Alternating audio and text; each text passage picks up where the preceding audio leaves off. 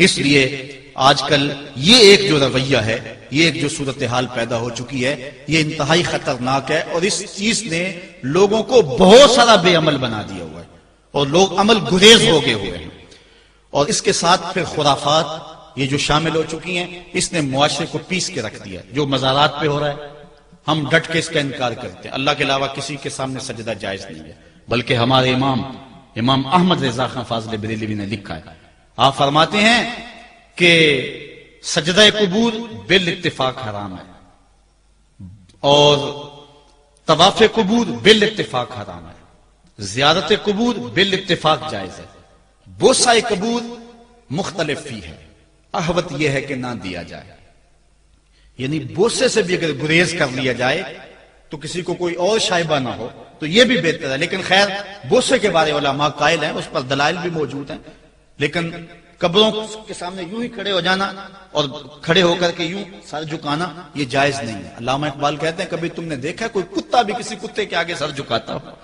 یہ تو اس کو بھی پتا ہے کسی کے آگے سر نہیں جھکانا۔ حضرت مجدد کی تعلیم کیا تھی؟ یہی بات کہی تھی اکبر نے کہ سجدہ نہیں کرتے تو ساری جھکا دیں، آپ نے فرمایا نہیں جھکاؤں گا۔ پھر اس نے آپ کو دربار میں بلوایا، سازش کی، دروازہ چھوٹا رکھا کہ حضرت مجدد الفسانی جب داخل ہوں گے تو سر جھکا کے تو گزریں گے تو کہوں گا لو سر جھکا ہی لیا، لیکن جن کے سر کو اللہ بلند کرے کون جھکا سکتا ہے؟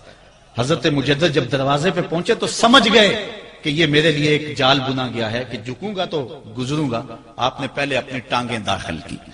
تو اقبال خراج پیش کرتا ہے، حاضر ہوا میں شیخ مجدد کی لحد پر، وہ خاک کے زیر فلک مطلع انوار، گردن نہ جھکی جس کی جہانگیر کے آگے، جس کے نفس گرم سے ہے گرمی احرار، وہ ہند میں سرمایہ ملت کا نگہبان، اللہ نے بر وقت کیا جس کو خبردار۔ اس لیے کسی کو اپنے سامنے جھکانا یا کوئی میرے لیے کھڑا ہو، حضور نے یہ بھی فرمایا کہ جو شخص یہ ارادہ رکھے کہ میرے لیے لوگ کھڑے ہوں اپنا ٹھکانہ جہنم میں تلاش کرے۔ آج خود اگر کوئی کھڑا ہو جائے تو یہ اس کی مرضی، اور حضرت سعد آئے، حضور نے فرمایا قوموا الی سیدکم، یہ تمہارا سردار آیا، اس کا اٹھ کے استقبال کرو۔ لیکن اگر کوئی خود چاہے کہ میرے لیے کھڑے ہوں تو اس کے لیے یہ وعید فرمائی۔ اس طرح اگر تمہارے کوئی ہاتھ چوم لیتا ہے، لیکن ہاتھ چومنے کے بغیر یوں گردن جھکانا یہ درست نہیں ہے، لیکن ہاتھ چومنے کے لیے تو وہ صحابہ کے عمل سے ثابت ہے۔ لیکن اگر کوئی چاہے کہ میرے ہاتھ چومے جائیں، اور اگر جو نہیں چومتا تو اس سے ناراض ہو جاتے ہیں۔ میں ایک دفعہ ایک صاحب کو ملنے گیا تو ہم ہر شخص کے ہاتھوں نہیں نہ چومتے، آخر جو ہے وہ کسی کے ہاتھ چومنے ہوں تو پھر کچھ دیکھنا بھی تو ہوتا ہے، دل اسے دے دیں جو دل بھر ہی نہ ہو۔ تو ہم تو کسی کے ہاتھ چومتے ہیں نا، ہم وہ ہاتھ چومتے ہیں، وہ پاؤں چومتے ہیں جو راہ حق کے مسافر ہوتے ہیں، ہم ان ہاتھوں کو بوسہ دیتے ہیں، اور اگر ہماری آنکھوں کی پلکوں کے ساتھ لگ جائیں تو اعزاز سمجھتے ہیں۔ تو خیر میں نے مصافحہ کیا تو ناراض ہو گئے، انہوں نے پکڑ کے میرے ہاتھ چوم لیے، کہنے لگے لو کیا بگڑا ہے میرا؟ میں نے کہا کہ ٹھیک ہے تمہارا کچھ نہیں بگڑا، لیکن میرا بھی کیا بگڑا اگر نہیں چومے تو یہ عجیب سی کہانی ہے، ناراض ہو جاتے ہیں۔ ایک بت خانے بنے ہوئے ہیں، لوگ آئے ہمیں خدا ملاؤ، تم نے اپنی پوجا شروع کروا دی۔ لوگ آئے کہ خدا کا نام جپا جائے اور تم صرف اپنی ہی خوشامد چاہتے ہو، ہر وقت تمہارا ہی ذکر ہو۔ میں کتنے آراس کو جانتا ہوں جہاں اللہ رسول کا ذکر نہیں ہوتا، پیر کا ہی ذکر ہوتا ہے، کرامتیں بیان ہوتی ہیں، اور پھر آج کل جھوٹی کرامتوں کا ایک کاروبار چلا ہوا ہے، عجیب رنگ ڈھنگ ہے، عجیب بات ہے، خوابیں گھڑی جا رہی ہیں، کرامتیں گھڑی جا رہی ہیں۔ میرے پاس بھی کئی لوگ آئے خوابیں لے کر، جی یہ ہم نے دیکھا ہے، میں نے کہا تم نے دیکھا ہوگا، میں نے نہیں دیکھا ہے۔ لوگ بڑے مفاد پرست ہیں، بڑے بڑے رنگوں میں آتے ہیں۔ ایک بندہ میرے پاس ایک دفعہ آیا کہ جی میرے پاس 12 موئے مبارک ہے، میں 2 آپ کو دینا چاہتا ہوں۔ میں نے کہا تو لوٹ سیل لگائی ہوئی ہے، موئے مبارک کوئی تماشا ہے؟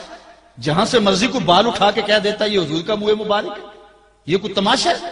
اگر کوئی ہے اور کثرت سے دنیا پر موجود ہیں وہ تو برکت والی بات ہے، لیکن آج ہر نئی میں رازدار دین شدے والی بات ہے، اور ہر شخص جو مرضی دعویٰ۔ ایک بندے نے ایک دن مجھے رات کو فون کیا، جناب کہاں ہیں؟ میں نے کہا گھر میں ہوں۔ کہنے ذرا باہر نکل کے دیکھو۔ میں نے کہا کیا ہے؟ کہا جی آسمان کی طرف دیکھو۔ میں نے کہا ہوا کیا ہے؟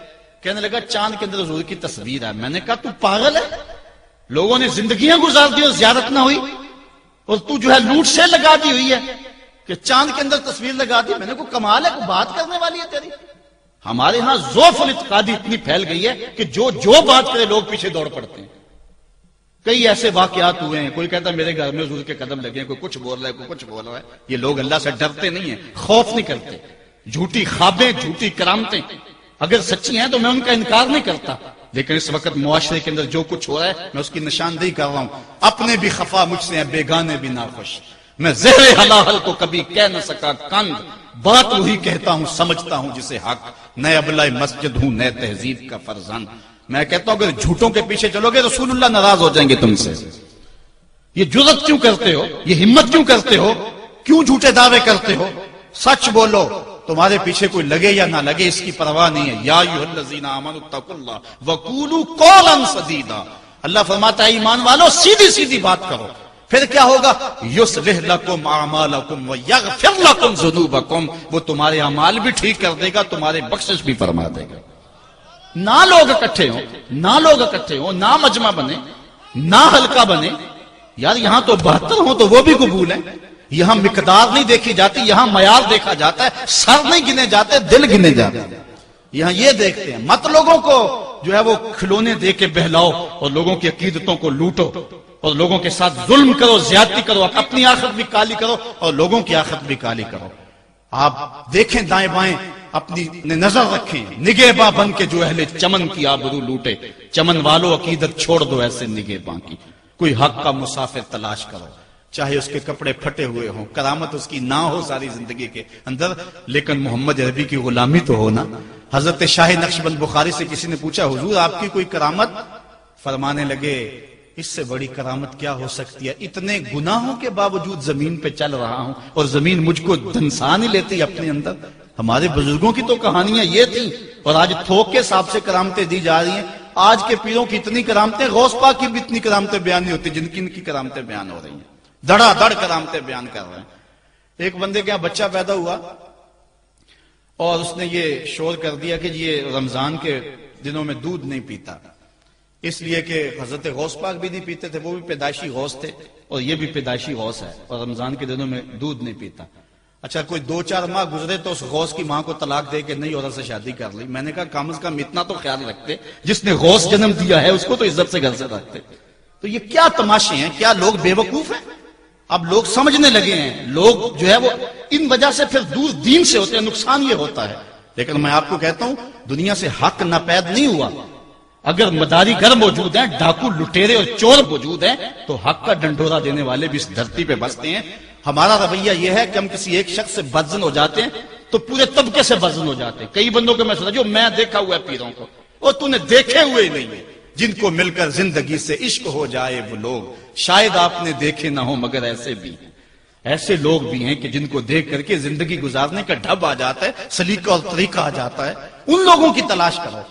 اگر ایک دکان سے کپڑا صحیح نہ ملے، سودا صحیح نہ ملے تو آپ جو ہے کیا کھانا پینا چھوڑ دیتے ہیں؟ آپ کو پتا پورے شہر سے مٹھائی کہاں سے اچھی ملتی ہے، آپ کو پتا پورے شہر سے کپڑا کہاں سے اچھا ملتا ہے، آپ کو پتا پورے شہر میں جو ہے وہ فلاں چیز اچھی کہاں سے ملتی ہے. دین بھی ڈھونڈو کہاں سے خالص ملتا ہے اور کہاں سے نہ خالص ملتا. اس کے لیے محنت کرنی پڑے گی. جھولی میں یوں نہیں ڈال دیا جائے گا. اس کے لیے تمہیں جانا پڑے گا، کوشش کرنی پڑے گی. ہاں 1 سے دھوکہ کھاؤ گے، 2 سے کھاؤ گے، 3 سے کھاؤ گے، لیکن جو تم دھوکہ کھاؤ گے تم تو رب کے نام پہ کھاؤ گے نا. حضرت عمر رضی اللہ تعالیٰ عنہ کی عادت تھی جو غلام لمبی نمازیں پڑھتا اس کو آزاد کر دیتے.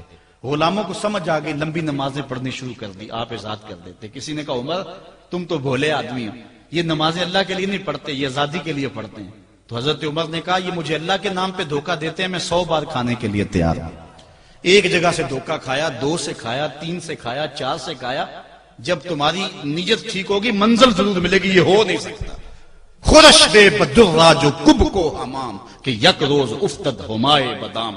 سادی کہتے ہیں چارہ ڈالتا جا، دانا ڈالتا جا. کبھی تتر آئے گا، کبھی مور آئے گا، کبھی کبوتر آئے گا. پھر ایک دن جس کو تو تلاش کرتا ہے وہ ہما بھی تو آ ہی جائے گا نا. اس لیے حق کے سفر کو نہ چھوڑنا، چلتے رہنا اور راہ حق کی جو ہے منزل پر جو ہے وہ انشاءاللہ ایک دن ضرور